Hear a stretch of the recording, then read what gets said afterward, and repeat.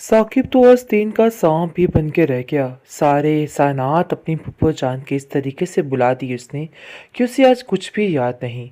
माना जो कुछ भी हुआ सो हुआ। सारा कुछ रानी का किया धरा था, लेकिन इस चीज़ की समझ साकिब को बिल्कुल नहीं आ रही। जब उसकी आंखों से ये पट्टी उतरेगी तो फिर उसके बाद सवाए अंधेरी के कुछ भी बाकी नहीं रहेगा और वो बिल्कुल तन्हा अकेला हो जाएगा। उसने रिदा को जिस तरीके से वास्ता दिया है, और जैसा कि आपने देखा कि रानी उसको पीछे से थपथपा रही है कि उसे अपने भाई का साथ देना चाहिए, लेकिन ये बात बिल्कुल काबिले माफ़ी है क्योंकि उसको ऐसा नहीं करना चाहिए था। वो इतने प्यार इतने मान के साथ इस घर में आई थी ताकि सारे मामलात सुधार सके, लेकिन ऐसा कुछ भी नहीं हुआ। आप देखेंगे कि फ़िज़ा साकिब से कहती है कि आखिर इन सारी बातों में बुराई ही क्या है। जो हुआ सो हुआ, लेकिन आपको समझ नहीं आ रही कि क्या हुआ है। आपको ऐसा नहीं करना चाहिए। रिदा की ज़िंदगी के बारे में ऐसा कुछ भी नहीं करना चाहिए। आगे से आप देखेंगे कि शनाज भी इस मामले पे बोलती है और कहती है कि नहीं, मैं आप लोगों को यही कहना चाहती हूँ कि अपने दिल से सारी बातें निकाल दें। भाई जो कुछ हुआ सो हो गया।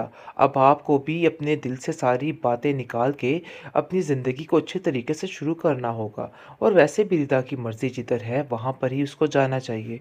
आपको बिला वजह की रोक टोक नहीं करनी चाहिए।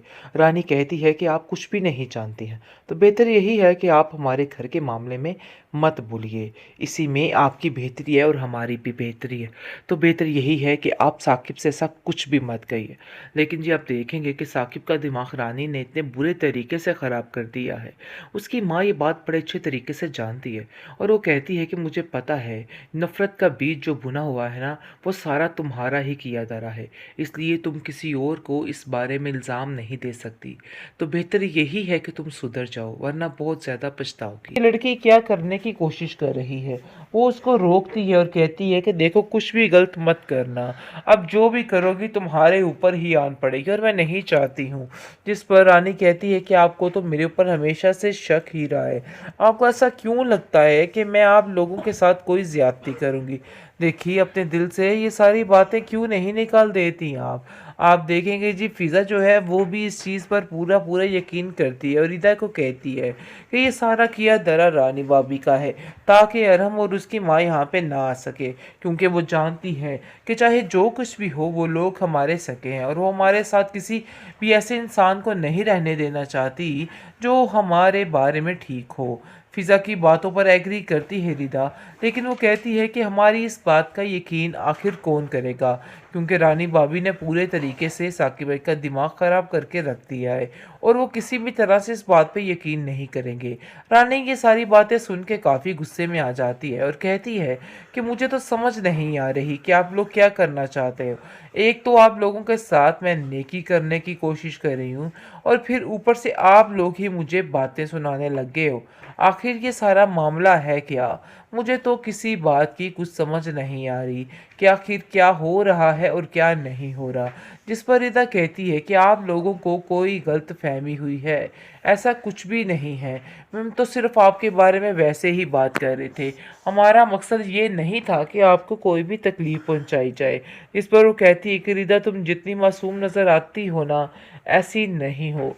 तो बेहतर यही है कि ये सारा ढोंग रचाना हमारे सामने तुम्हें बिल्कुल बंद करना होगा, वरना मसला तुम्हारे लिए काफ़ी ज़्यादा पेचीदा हो जाएगा।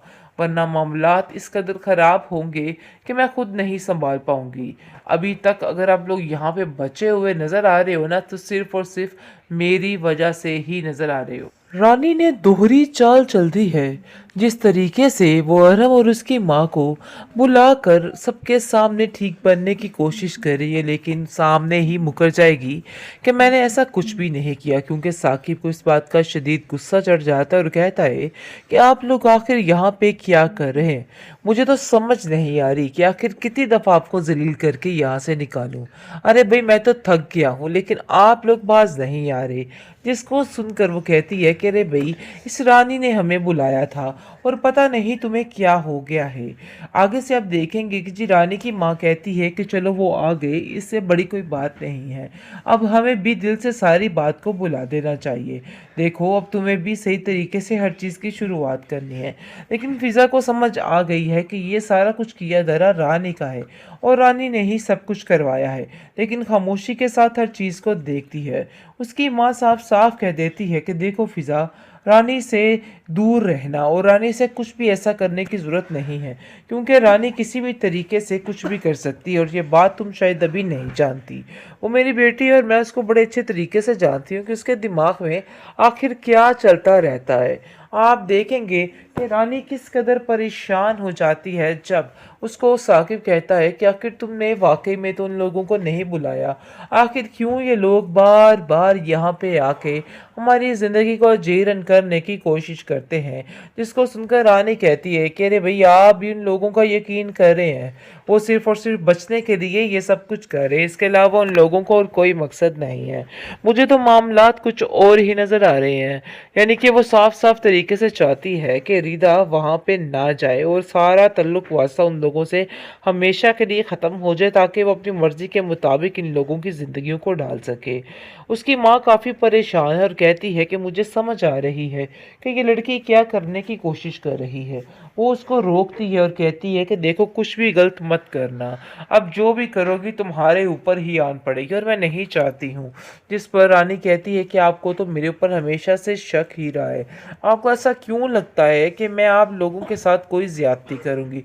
देखिए अपने दिल से ये सारी बातें क्यों नहीं निकाल देती आप देखेंगे जी फिज़ा जो है वो भी इस चीज़ पर पूरा पूरा यकीन करती है और रिदा को कहती है कि ये सारा किया दरा रानी भाभी का है, ताकि अरहम और उसकी माँ यहाँ पे ना आ सके, क्योंकि वो जानती है कि चाहे जो कुछ भी हो वो लोग हमारे सके हैं और वो हमारे साथ किसी भी ऐसे इंसान को नहीं रहने देना चाहती जो हमारे बारे में ठीक हो।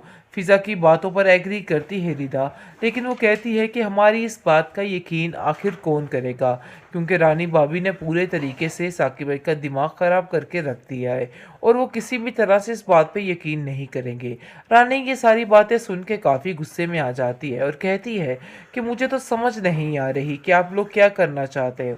एक तो आप लोगों के साथ मैं नेकी करने की कोशिश कर रही हूँ और फिर ऊपर से आप लोग ही मुझे बातें सुनाने लग गए हो।